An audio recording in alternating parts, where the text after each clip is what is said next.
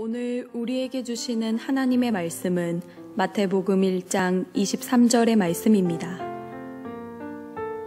보라, 처녀가 잉태하여 아들을 낳을 것이요 그의 이름을 임마누엘이라 하리라 하셨으니 이를 번역한즉 하나님이 우리와 함께 계시다 함이라. 이는 우리에게 주시는 하나님의 말씀입니다. 아멘. 2012년도에 제가 한 기사를 봤더니 비거라고 하는 이름의 한 독일인 신부님이 상업화된 산타는 가라라고 하는 슬로건을 내걸고 산타 반대 캠페인을 벌이기 시작했다라고 하는 그런 이야기를 들었습니다. 이 비거 신부님에 의하면 지금 유행하는 산타의 모습은 오래전부터 전해 내려오던 전통의 모습이 아니라 1931년 스웨덴 출신의 미국인 화가인 하든 썬드블룸이라고 하는 그런 사람이 상업적 목적으로 개발한 것이라고 그렇게 말합니다.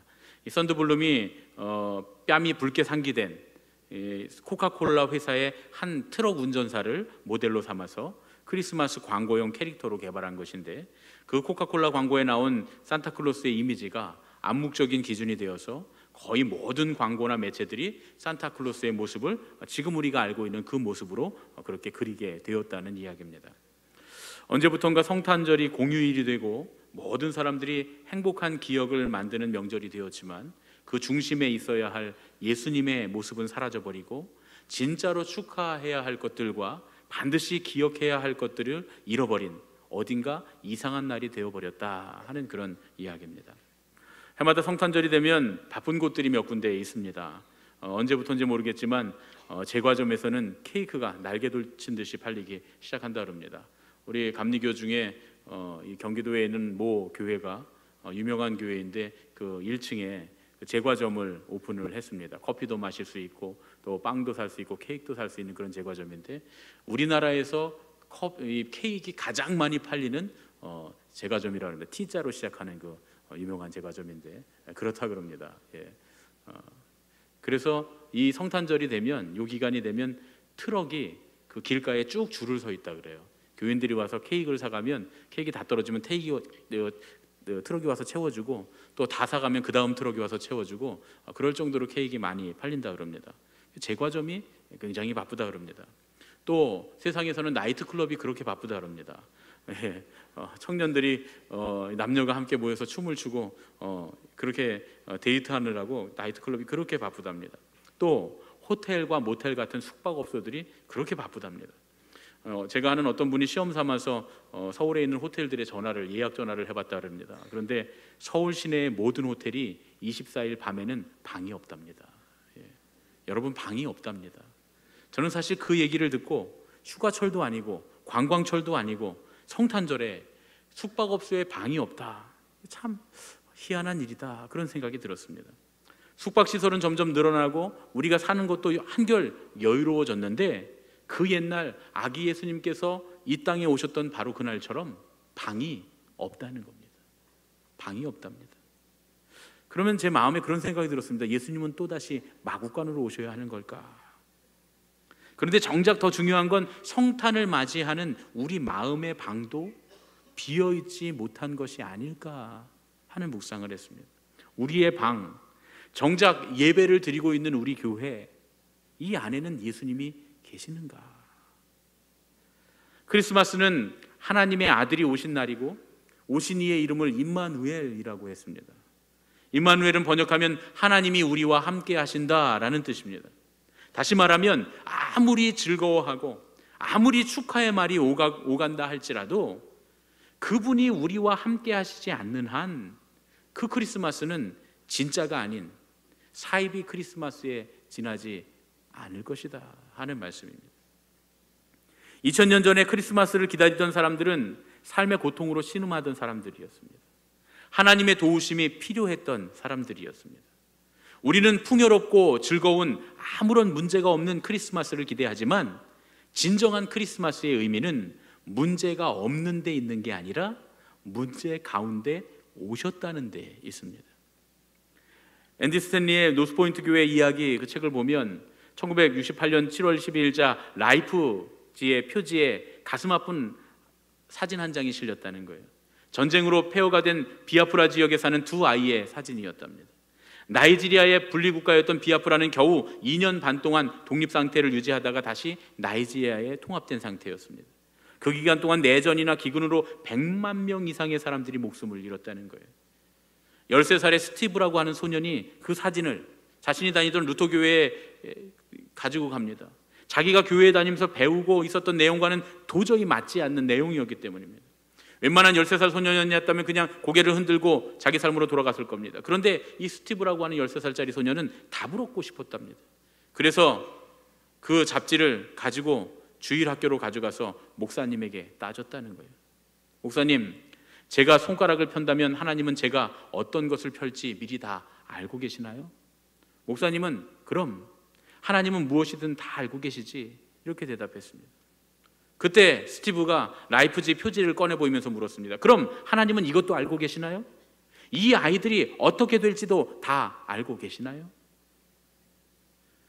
아이작슨에 따르면 그 대화 이후로 스티브 잡스는 다시는 교회에 나가지 않았다고 합니다. 하지만 스티브 잡스의 믿음을 무너뜨린 건 그 라이프지의 표지의 사진이 아니었다는 거예요. 그를 믿음에서 떠나게 한 건 그 사진에 대한 자기 스스로의 해석 때문이었다, 이렇게 말을 합니다. 어떤 해석이었을까요? 우리는 하나님께서는 선한 사람들에게 나쁜 일이 일어나지 않게 하신다라는 생각을 갖곤 합니다. 그런데 여러분, 이것은 오해입니다. 성경에 나오는 착한 사람들, 의로운 사람들, 신앙의 사람들도 고통을 당하고 나쁜 일을 겪었습니다. 성경에 나오는 의인 중에 예수님께서도 의인이라고 인정한 세례 요한이 있습니다. 그는 선지자였고 낙타 털옷을 입고서 메뚜기와 석청을 먹으면서 빈들에서 회개하라고 선포하면서 예수님의 오심을 예비했던 사람입니다. 그런데 세례 요한이 공경에 처했을 때 이렇다 할 기적 같은 게 일어나지 않습니다. 베드로나 바울처럼 감옥문이 열리지도 않고 다니엘의 세 친구처럼 불 가운데 하나님이 구해주시는 기적도 일어나지 않았습니다. 천사도 찾아오지 않았습니다. 주님께서는 죽음의 위험에서 세례 요한을 건져주시지 않습니다. 심지어 그는 예수님과 사촌지간이었는데도 말이죠. 예수님께서 기적을 일으키시고 수많은 사람들이 예수님을 따라갔지만 세례 요한은 헤롯의 지하 감옥에서 죽음을 기다려야 하는 그런 상황 가운데 있었습니다. 그런 상황 가운데서 위대한 세례 요한도 마음에 의심을 품었던 모양입니다. 그래서 자기 제자를 보내서 예수님께 이런 질문을 합니다. 오실 그분이 당신입니까? 아니면 우리가 다른 분을 더 기다려야 합니까? 무슨 뜻입니까? 의심이 일어났다는 거죠. 현재 자기에게 일어나고 있는 이 불의한 일, 헤롯의 불의함과 또 헤롯의 폭정과 헤롯의 윤리적이지 못한 일들을 고발하고 그 잘못된 헤롯과 싸우고 있었던 의로운 내가 지금 당하고 있는 이 일, 유대 땅에 일어나고 있는 이 불의한 일, 그런데 이러한 일 가운데 예수님께서 지금 취하시는 행동이 예수님께서 하시고 있는 일 자체가 이해가 안 된다, 그런 얘기입니다. 과연 주님이 진짜 주님이십니까? 하고 묻는 겁니다. 아니면 이 상황을 예수님께서 다시 재해석해 주셔야 한다고 질문하고 있는 겁니다. 예수님께서는 그 질문에 이렇게 대답하십니다. 누가복음 7장 22절입니다. 너희는 가서 듣고 보는 것을 요한에게 알려라. 시각장애인이 보며 못 걷는 사람이 걸으며 한센병 환자들이 깨끗함을 받으며 못 듣는 이가 들으며 죽은 이가 살아나며 가난한 이들에게 복음이 전파된다 하라. 여러분, 어디서 많이 본 말씀 아닙니까? 우리가 지난 3주 동안 강림절을 지나면서 계속 나눠온 말씀입니다. 처음에 이사야가 했던 바로 그 말씀입니다. 그리고 예수님께서 사역을 시작하시면서 제일 먼저 읽고 강의하셨던 바로 그 말씀입니다. 이게 바로 예수님께서 이 땅에 오신 이유라고 우리는 말했습니다. 예수님은 이 말씀으로 세례 요한에게 대답을 해주십니다. 예수님의 대답이 세례 요한이 원하던 답이었을까요? 아닐 겁니다. 아마 세례 요한은 이 대답을 들었을 때 동문서답이라고 생각했을 겁니다. 세례 요한은 자기 자신의 상황을 이해하고 싶었어요. 그러나 예수님은 요한의 상황을 이해시키려고 하지 않으셨습니다. 이 상황이 이해가 안 되겠지만 그럼에도 불구하고 하나님께서 하시는 일을 보라는 겁니다. 하나님의 뜻을 더 넓고 더 높게 바라보라고 예수님 말씀하십니다. 그 위대한 세례 요한이 자신의 기대와 예수님의 오심의 의미가 달랐다라는 것을 그제서야 이해할 수 있었던 겁니다. 그런데 세례 요한이 위대한 건 자신의 기대와 그 전혀 다른 예수님의 대답에서도 자신의 신앙을 교정할 수 있었다는 거죠. 이건 다름의 문제가 아닙니다. 틀린 신앙을 교정하는 문제입니다. 세례 요한도 틀린 신앙을 갖고 있었다는 거예요. 여러분, 우리의 삶에 따라, 우리의 가치관에 따라 우리의 신앙이 바뀌는 게 아닙니다. 신앙이 우리의 삶과 우리의 가치관을 바꾸는 것인 줄로 믿습니다. 여러분, 우리가 살아오던 신앙과 우리가 살아오던 가치관과 우리의 생활의 패턴, 우리의 생활의 습관, 우리가 원하는 것들, 그런 것들에 따라서 신앙이 왔다 갔다 해서는 안 된다는 거예요. 비록 우리가 원하는 것은 아니지만, 가기 싫은 길이지만, 우리가 하고 싶지 않은 일이지만, 그럼에도 불구하고 예수님이 우리에게 오셔서 이것이 신앙이다라고 말씀하시면 우리는 우리의 삶을 바꿔야 하는 것입니다.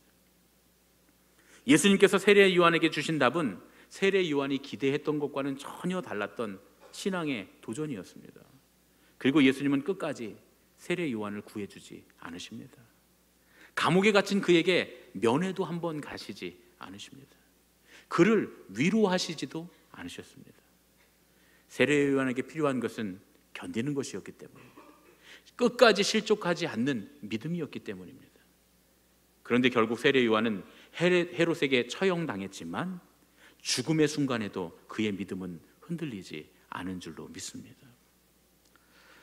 지난 주간 우리는 무고한 어린 고등학생들이 어른들의 무책임한 실수로 인해서 목숨을 잃는 어처구니 없는 사고를 겪었습니다.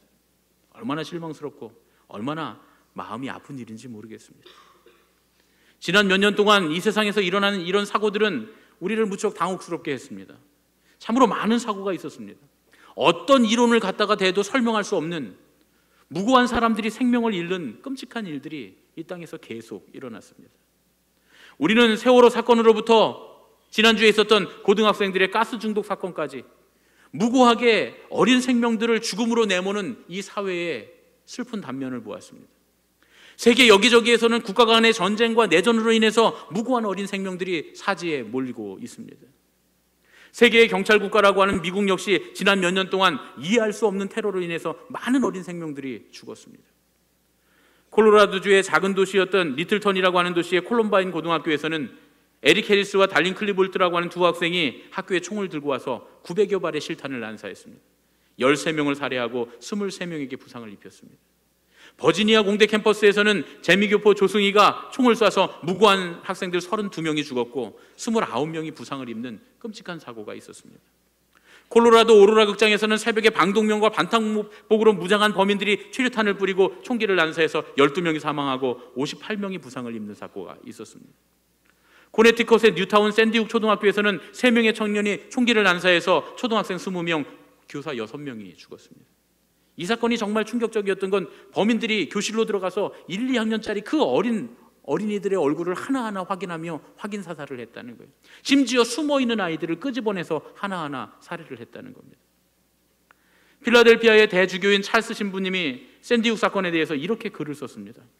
하나님은 선하시지만 우리 인간은 자유롭다. 자유로운 존재로서 인간은 선택을 하며 살아가는데 그 선택이 세상을 만들어간다. 코네티컷의 희생자 한 명 한 명은 누구도 대신할 수 없는 유일하고 귀한 생명이었다. 하지만 폭력이라는 악은 일상적으로 늘 존재했다. 어느 시대나 폭력이 넘친다. 왜 하나님께서는 전쟁을 허락하시는가? 왜 굶주림을 허락하시는가? 우리는 역사나 경제나 여타의 어떤 결정적 영향력이 만들어낸 불가피한 산물이 아니다. 우리는 자유롭다. 그래서 우리가 만들어낸 아름다운 것이나 고통에 대해 책임이 있다. 왜 하나님이 사악함을 내버려 두시는가? 그 이유는 우리가 또는 우리와 똑같은 다른 사람들이 사악함을 선택하기 때문이다. 우리 주변에서 흔히 볼 수 있는 사악함을 제거할 수 있는 유일한 방법은 지금 이 순간부터 다르게 사는 것이다. 지금 이 순간부터 다르게 사는 것이다. 임마누엘 하신 예수님은 악의 존재에 대한 해답을 주시는 것이 아니라 악이 만들어낸 인간들의 고통에 그 고통에 대해서 답을 주셨습니다. 도스토옙스키가 쓴 까라마조프가의 형제들, 거기에는 이반 까라마조프라고 하는 사람이 주인공입니다. 그런데 이 이반이 하나님께 불평을 품습니다.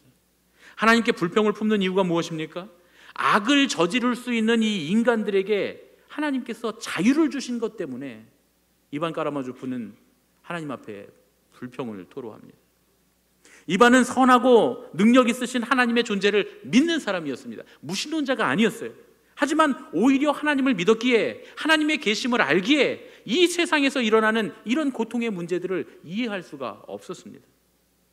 이반은 임산부의 배를 가르고 태아를 꺼내는 끔찍한 만행과 농노의 8살짜리 아이를 물도록 사냥개 여러 마리를 풀어놓는 그런 폭력과 아기의 얼굴에 권총을 쏘는 끔찍한 일들을 하나님께 항변하면서 하나님께 묻습니다.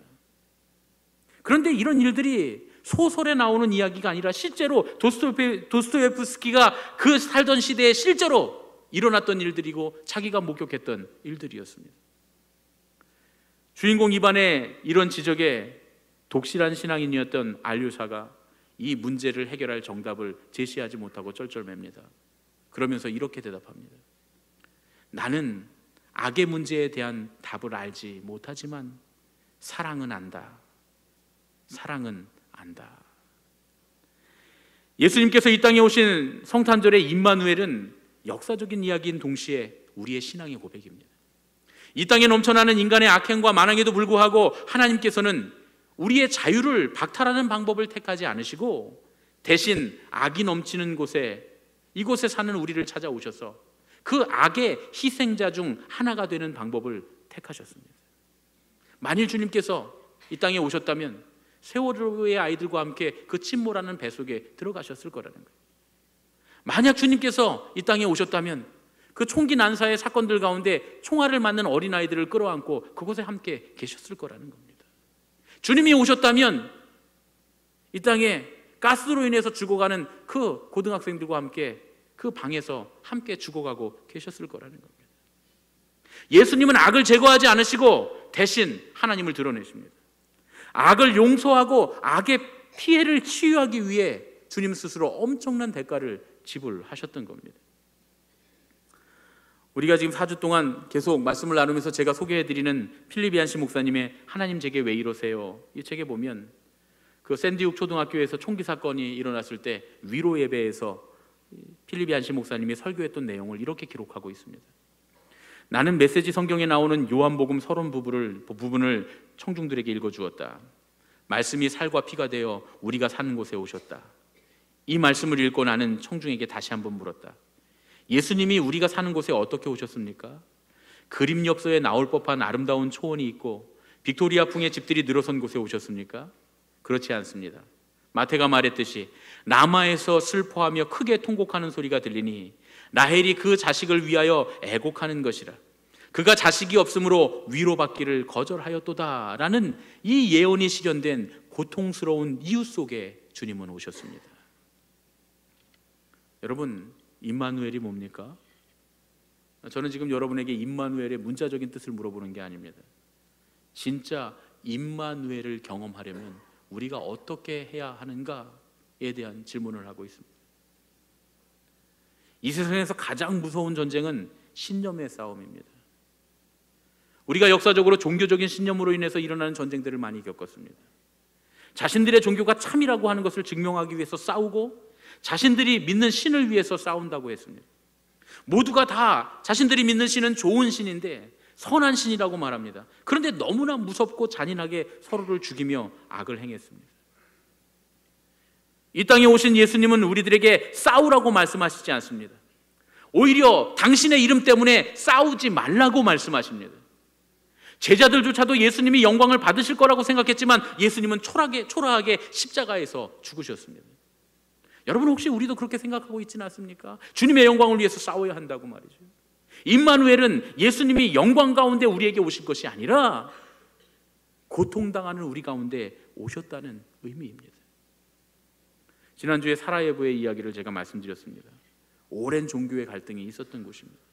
전쟁통에 대부분의 크리스찬들이 도시를 떠나서 무슬림들에게 자신들의 삶의 터전을 넘겨주고 도망갔을 때 그런 가운데서도 프란체스코 수도회만큼은 그곳을 떠나지 않았다 그래요. 그까지 남아서 가난한 사람들에게 음식을 대접하고 집이 없어 떠도는 사람들을 돌봐주었다는 거예요. 물론 그럼에도 불구하고 프란체스코 수도원에도 예외 없이 포탄이 떨어졌고 끔찍한 일을 당했다는 겁니다. 프란체스코가 누굽니까? 십자군 전쟁 당시에 그 싸움을 중지시키기 위해서 전선을 뚫고 적진으로 들어가서 살아센 사람들을 만났던 성자. 그 프란체스코의 후예답게 그들은 끝까지 그 자리를 지켰다는 거죠. 필립 얀시 목사님이 그 전쟁의 상흔 속에서 사라예보를 방문해서 오순절 교단에 있는 한 교회에서 말씀을 전했다는 겁니다. 그때 그 교회의 목사님이 당신이 겪었던 그 영혼의 어두운 밤에 대해서 이야기를 했다는 겁니다. 이 목사님은 사라예보에서 일어난 그 영혼의 어두운 밤에 하나님께 깊이 실망했었다는 거예요. 사라예보는 적군에게 포위되어 맹공격을 당하고 그때 설상가상으로 이 목사님은 암에 걸린 사실을 알게 됐답니다. 그리고 며칠 지나지 않아 이 목사님의 사모님이 뇌성마비 장애를 가진 아이를 출산했다는 거예요. 참으로 견디기 힘든 상황에서 이 목사님은 그 전쟁의 한가운데 있는 그 교회에 그대로 남기로 결정을 했다는 거예요. 점점 더 의지할 곳 없는 사람들이 그 교회로 나오고 있었기 때문이랍니다. 그 예배에서 그 목사님은 이렇게 이야기해 줬답니다. 하나님이 계시지 않는 것처럼 보인다면 사람들에게 그분의 임재를 보여주어야 할 책임이 우리에게 있습니다. 무슨 말입니까? 우리 교회는 사랑이 없어요. 무슨 교회에 이렇게 사랑이 없어요? 라는 생각이 들 때 그때 이 교회에 사랑이 있다는 것을 보여주어야 될 책임이 나에게 있다는 거예요. 이 교회는 하나님이 계시지 않아요. 이 교회는 하나님이 계신 신앙의 교회가 아닙니다.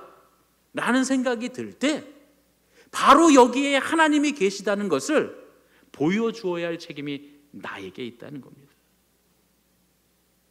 임마누엘은 하나님을 믿지 않는 사람들에게, 하나님이 없는 것처럼 살아가는 사람들에게 우리들이 살아가는 이 삶의 모습을 통해서 하나님이 바로 여기에 계심을 깨닫도록 만드는 일이다, 그런 말씀입니다. 우리들은 모두가 고통을 피하고 싶어 합니다. 고통이 없었으면 좋겠습니다. 고통이 생기고 문제가 생기고 우리에게 여러 가지 많은 분쟁들이 생길 때 우리는 도망가고 싶습니다. 그리고 우리가 노력한다고 해서 그 고통들을 다 피해갈 수도 없습니다. 우리가 선하게 산다고 해서, 믿음을 가지고 산다고 해서, 우리가 의롭다고 해서 우리 삶의 고통이 면제되는 것도 아닙니다. 예수님도 이 땅 위에서 하나님의 뜻을 이루기 위해서 사셨지만 십자가의 고통에서는 면제되지 않으셨습니다. 그러나 우리가 예수님을 따른다는 이유로, 예수님께서 우리에게 축복해 주신다는 이유로 고통을 피할 수 있다고 생각한다면 오해라, 그런 말씀이지. 우리가 예수님을 따른다는 이유로 우리들의 삶에서 결코 고통이 사라지지는 않을 겁니다. 하지만 우리는 그 고통의 순간에 전혀 경험해보지 못했고, 생각하지 못했고, 계획하지 않았고, 상상할 수 없었던 용기와 사랑과 자비의 능력을 깨닫게 될 수 있습니다. 그리고 그 순간에 하나님의 은혜를 깨닫게 되고 하나님의 은혜를 체험하게 될 줄로 믿습니다. 여러분, 우리의 삶에서 신앙이 가장 많이 성장하는 때가 언제입니까? 여러분의 삶에서, 저의 삶에서 하나님의 임재를 가장 절실하게 느꼈던, 하나님이 임재하시기를 가장 절실하게 원했던 때가 언제입니까? 고통스러웠을 때. 우리가 고통스러웠을 때, 그때 하나님은 우리 가까이 계셨고 우리는 하나님이 우리 곁에 계시기를 원했습니다. 필립 얀시 목사님이 이렇게 말합니다. 고통은 우리를 위한 하나님의 본래의 계획의 일부이기 때문에 가치가 있는 게 아니라 고난 중에 일어나는 속량적 변화 때문에 가치가 있다. 무슨 말씀입니까? 하나님이 좋은 일 하시려고 우리에게 고통 주시기 때문에 그 고통이 의미가 있는 게 아니라는 거예요. 이 고통의 터널을 지나고 나면 하나님께서 우리에게 주실 축복이 있기 때문에, 하나님은 그런 것들을 계획하셨기 때문에 그 고통의 가치가 있다는 것이 아닙니다. 그 고통을 통해 내가 거룩해지고, 내가 주님의 은혜를 알고 주님의 사랑을 알고 조금씩 주님을 닮아가기 때문에 그 고통의 가치가 있다는 얘기입니다. 지금도 수없이 벌어지고 있는 고통의 소식, 불행의 소식, 이 문제들의 소식을 들으면서 이런 엄청난 고통들이 해결될 수 없다면 주님께서 임마누엘 우리에게 오시는 것이 무슨 의미가 있습니까? 이 성탄절이 도대체 우리에게 어떤 의미가 있습니까? 라고 생각할지 모릅니다. 만일 우리가 성탄절을 휴일로 기억하고 선물을 받고 축제를 하는 정도로 생각했다면 그게 맞는 말일 수도 있습니다. 그러나 성탄절은 이 망가진 세상, 죄악으로 인해서 재앙이 끝없이 일어나는 이 세상을 향해 하나님의 계획을 알게 하신 주님의 날이라고 그렇게 생각한다면 우리는 더욱더 간절하게 성탄절을 맞이할 수 있을 겁니다. 하나님께서 우리를 고통 가운데 내버려 두지 않고 함께 하시겠다라고 하는 말의 뜻이 뭡니까? 우리의 극심한 고난 가운데서도 하나님이 우리와 함께 하시고 우리를 끌어안고 계시고 우리 곁에 함께 계시겠다라고 하는 그 의미가 뭡니까? 우리가 그만큼 귀중한 존재라는 얘기입니다. 절대로 혼자 내버려 둘 수가 없어서 우리와 함께 하실 수밖에 없다, 그런 얘기입니다. 하나님을 모르는 무신론자들은 이런 불행들이 닥쳐올 때, 이런 고난이 닥쳐올 때, 무고한 자들이 고난을 당할 때 하나님이 계신다면 왜 이런 일이 일어나냐 하고 불평합니다. 그리고 질문합니다. 그런데 그렇게 불평하고 질문하는 사람들은 아무런 해답도 내놓을 수가 없습니다. 그러나 우리는 이렇게 말할 수 있습니다. 우리가 아파하는 것만큼 우리 하나님도 아파하시고, 우리가 괴로워하는 만큼 우리 하나님의 마음도 괴로워하시고, 우리가 고통받는 그 고난의 현장에 우리와 주님께서 함께 계신다고 말이죠. 9.11 테러 후에 뉴욕타임즈가 시민들에게 약속한 것이 하나 있다 그래요. 이 9.11 테러 쌍둥이 빌딩에서 죽은 3,000명의 이름을 한 사람씩 매일 뉴욕타임즈의 부고란에 실겠다는 약속을 했답니다. 왜냐하면 그들은 그렇게 쉽게 잊혀질 존재들이 아니라 사랑하는 사람들의 가슴 속에 새겨져야 할 존재이기 때문이라고, 그래서 그렇게 약속을 했다는 거예요. 주님의 임마누엘은 그런 의미입니다. 주님의 마음에, 주님의 손바닥에 고통받는 우리들의 이름이, 고통받는 그들의 이름이 새겨져 있습니다. 주님은 우리의 모든 눈물을 당신의 병에 한 방울도 남기지 않고 받으시는 분이십니다. 임마누엘, 우리의 아픔 가운데 하나님은 우리를 잊지 않으십니다. 우리는 하나님의 가슴에 새겨진 이름들입니다. 이사야서 49장 15절, 여인이 어찌 그 젖 먹는 자식을 잊겠으며 자기 태에서 난 아들을 긍휼히 여기지 않겠느냐.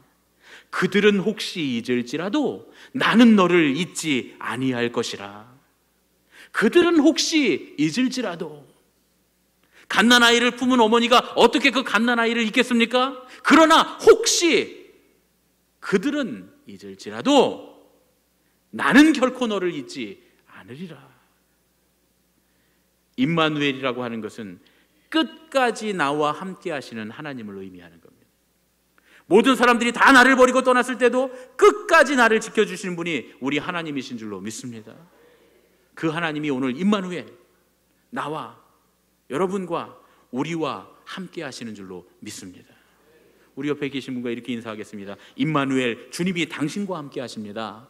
임마누엘, 주님이 당신과 함께 하십니다.